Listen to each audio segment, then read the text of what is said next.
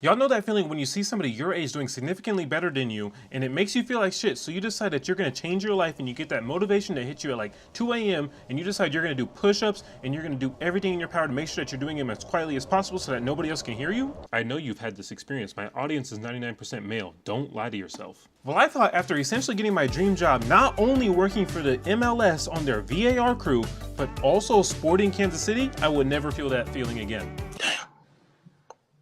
He don't got a clue in the fucking world. Wrong. Because a couple weeks after signing my contract with Sporting KC, this guy shows up. I'm not one to brag or even have a big ego, but I thought I was one of one because I am better than 99% of all people on earth at both soccer and chess. But with just my luck, I happen to work in the same place where somebody is not just better in one or the other, but both. With all that being said, this led me to having one of the biggest lock-in moments of my life.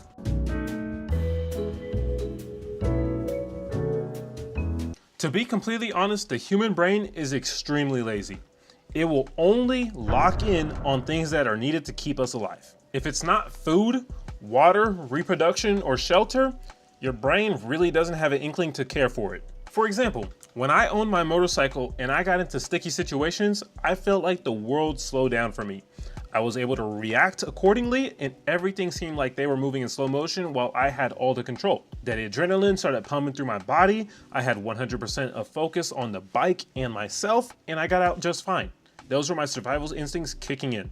Chess, however, is not a need. And whether we like it or not, we cannot force chess to become a primal need for our brains. On top of that, we have a lot of distractions.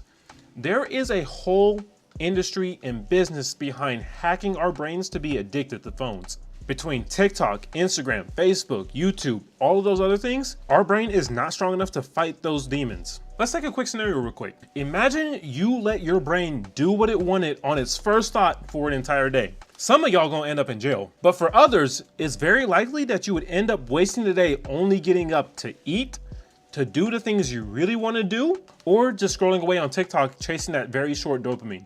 Now that we've established that our brains are actively fighting against us in our chess improvement and that it's gonna take more than just saying lock in to actually lock in, what do?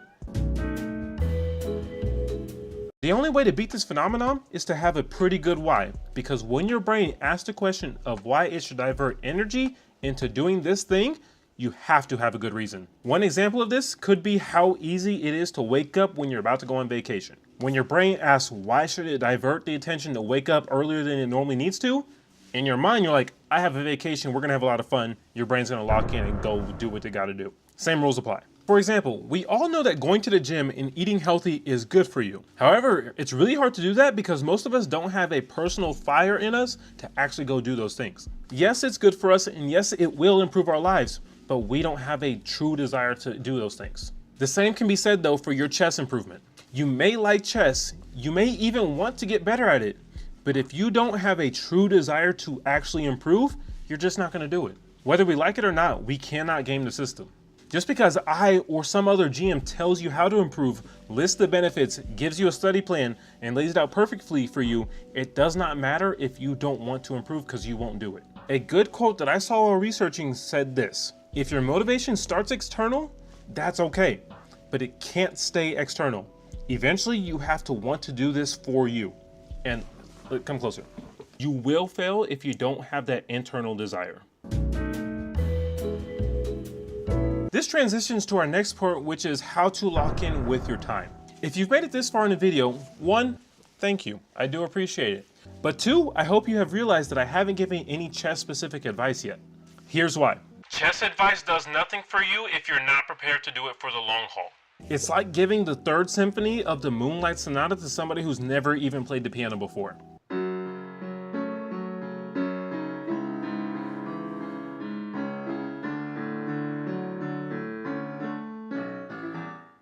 Sure, they might figure it out eventually, but if they're not getting those instant results, they're likely just going to quit.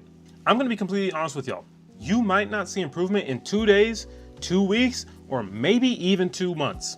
It's important to understand that you're not going to get that instant gratification, and you have to now dedicate yourself for the long haul and give yourself manageable effort every single day or week, however your plan is laid out. Over time, it's going to eventually snowball into something much bigger. Something you could do to ease those pains though would be to track the micro wins. This could be solved puzzles, games analyzed, or maybe even time spent training. But it's important to note that you should associate the thing you're tracking with the habit rather than the results. And listen, locking in does not mean to never rest. Just like you have rest days built into your gym schedule, it's okay to step away from the chessboard sometimes. All I'm asking is that you don't mistake laziness for recovery. On top of this, do not announce that you are locking in. I'm not saying that you can't tell a friend to help keep yourself accountable, but we all know that guy who used to post their story in middle school who would say, "Don't text me, my phone is on D&D." Don't be that guy. When you start announcing your plans to the world, you end up diverting all your energy into being perceived as locking in rather than doing the actual locking in itself. And no, they are not the same thing. Step 1, set up consequences around the habit. Now you may be asking me, why would I ever do that? The short answer is, this is gonna make your brain move this thing that you want to improve at closer to a need rather than a want. For myself, I struggle with keeping a consistent sleep schedule. So what did I do? I made practices for the team I coached to start at 6 a.m., meaning I have to be there at 5:30 a.m. to unlock the place. This has forced me to go to sleep at an earlier hour, and now even after I go and train and coach in the morning, I have to go through a full day of work. So running on 2 hours of sleep is just not possible. Now, even on the days where we don't have practice, I still end up going to the school either for a personal workout or to go walk with my mom. Step 2. Remove all distractions. Even after you do all of the steps that I've mentioned earlier, your brain is still gonna fight you. Once again, lots of people make really good money to hack your brain into not wanting to leave that screen.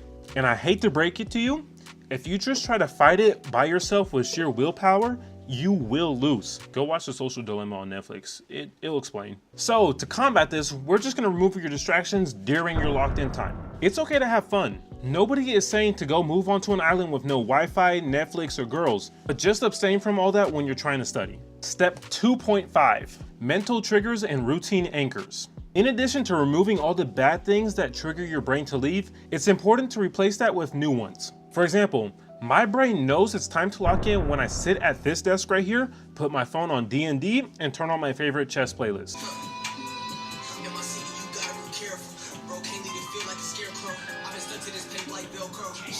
Your brain needs clues that say, we're doing this again. It's time for us to focus. Once again, don't rely on motivation, rely on habits. Some mental triggers could be starting at the same time every day, studying in the same physical location, chewing the same gum while studying, or even throwing on a specific playlist to help condition that time to just lock in. Step 3, do it. Every single morning, I do not want to get up and go do this physical activity at 5 in the morning. However, I do it because I've installed systems and I tell myself I don't have a choice. Some days you're only gonna have 20 minutes to dedicate towards whatever you're wanting to improve at. Locking in doesn't mean that you're gonna give all 100% every single day. It just means showing up every single day, even if it's just 1%. Also, I'm gonna say this, but I feel like I shouldn't have to, but I probably do. Mom, if you're watching this far, please skip the next 10 to 15 seconds. You're a grown-ass man who plays the nerdiest game of all time. If you're gonna play the damn game, at least be good at it. Now, if you're gonna do all the things that I just mentioned, I have a video out where I'm gonna show you how to create a pretty decent study plan, and I think it might be helpful for you. You should go watch that next. Other than that, I hope you guys have a great day. Peace.